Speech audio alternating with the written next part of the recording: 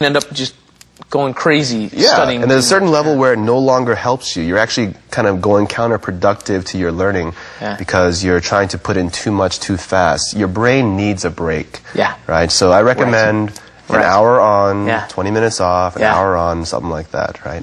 And don't try to cram, right? Because that knowledge will go away within 2 days. Yeah, right? cram. You know the Korean word for cram? I don't know the Korean. 그렇지. Really? Yes, I know that one. Yes.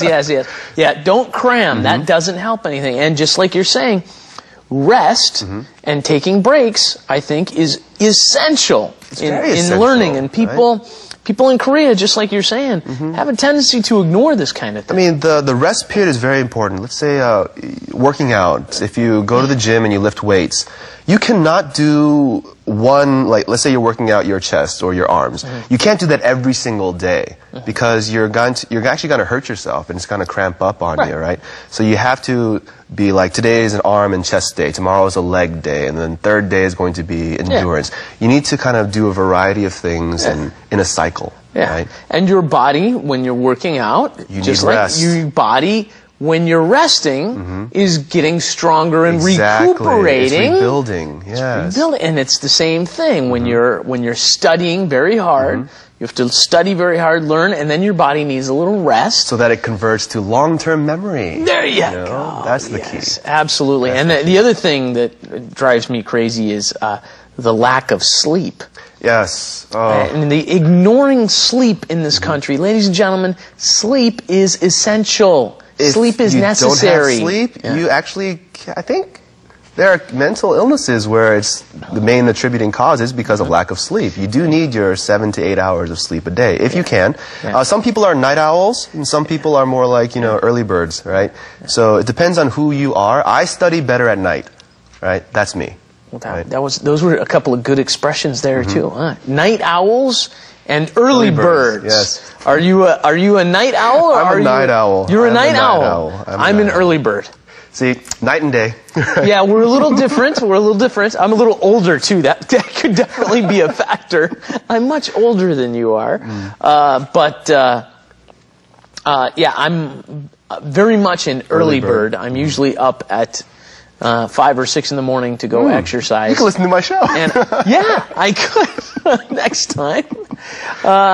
But anything else? Any other ways that you recommend? I mean, I've never really looked at the TEPS test very much. Well, it's four sections. You have a grammar section, a listening comprehension section. Of course, you have a vocab section. A vocab section, all you got to do is just learn more words, right? And the reading comprehension section. The reading comprehension section, I think a lot of people have problems with because they have to read these huge paragraphs. And there's like 60, 70 questions, and you don't have that much time. And so, if you don't know something, skip over. Well, this is any test taken, really. Don't spend, I can't figure this out and waste 3 minutes trying to solve it, because that's going to, eat the rest of your time. So just skip it and come back to it at the end. And if you don't have time at the end, just mark something in anyway. Some people, I think, they don't try certain hobbies because they think they will never be at a certain level, right? So some people, that's the danger, huh? Yes. They give up before they start, right? So some people don't dance because they're like, I'll never be Fred Astaire, I'll never be Gene Kelly, so there's no point. Some people are like, I'll never be a native English speaker, so why should I study so hard? Right. So that's the whole point here. Don't get so worried that you don't try, right? Exactly. You don't make the effort because you want to be perfect. You're never going to be perfect. Sure. Right? I mean, let's take a different test, the SATs, right? SAT, 미국의 수능 시험, okay. Yes, for getting to college, right? You know how many times I took that test? How many times? 11. You're kidding. Not because I wanted to. Wow. My mom made me go. From my freshman year of high school, I took the test because it's offered 3 times a year. And I took it every, time it was offered except one.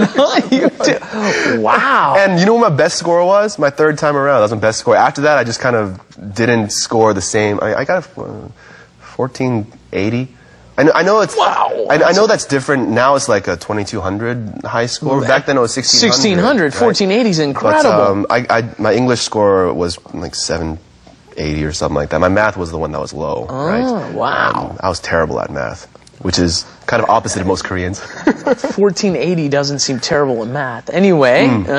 But yeah, so when I took those tests, I didn't want to take them over and over and over again, but my mom kind of made me because my brother was taking them, and she wanted me to get into Harvard or Yale. And I really didn't care. What was I talking about again? I got lost in. I got a little nostalgic here. We were still talking a little bit about how Koreans study and the way they're learning. You don't have to get that perfect score, right? That was kind of my point, I guess. There, you don't have to get that perfect score. You can just get whatever it is. I mean, I got stuck around 1100 for the longest time, actually, right? So, you know, does that mean I didn't get into a good school? No, Valparaiso University, my alma mater. It's great. It's fantastic. I think I learned a lot from that school, that I know some people are like, oh, you could have gone to Harvard or Yale or Duke. Yes, but I kind of enjoyed my school more, right? My brother went to Duke, actually. Boy, you talk fast for me. What? Harvard, Yale, and Duke. No. Harvard, Yale, and Duke. Well, actually, my drama teacher in high school said you got to slow down, right? Yes, I'm sure some of the viewers out there go, "Whoa, he does talk a little fast, ladies and gentlemen." Subtitles. This is your listening practice time, okay? So you get to hear the. If you can understand me, you'll understand anybody. Yes, if you can understand him, you'll understand anybody. So. We're still going to get back to how did you learn Korean? By ear. You speak a lot of Korean. 사실은, all right, let me try here. 저는 한국말 처음 배웠을 때는요, right? Because I think I speak a little bit a 짬뽕, a mix of different accents. 우리 아버지는 right? 부산 사람이고. 우리 어머니는 yes, this is EBS. You have to use the high form of Korean, right? Yeah. 우리 아버님은 yes. Actually, I call him that. Right? I can't call my dad, 아빠. Even now it's like, oh no, or just dad. It's always father or 아버님, right, or 아버지, right. And my mom, I can say 엄마 because she likes to keep it kind of casual. Right? That's the slang form of. You gotta remember, you're teaching here. That's right. Come on, you're a teacher.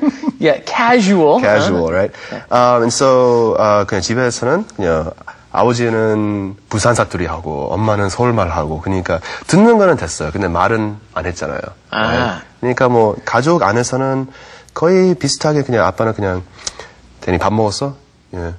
Right? 그냥 공부 잘하고 있지? 예. Right? All I say is yes and no. Right? As a response. So I didn't really speak that much. Korean.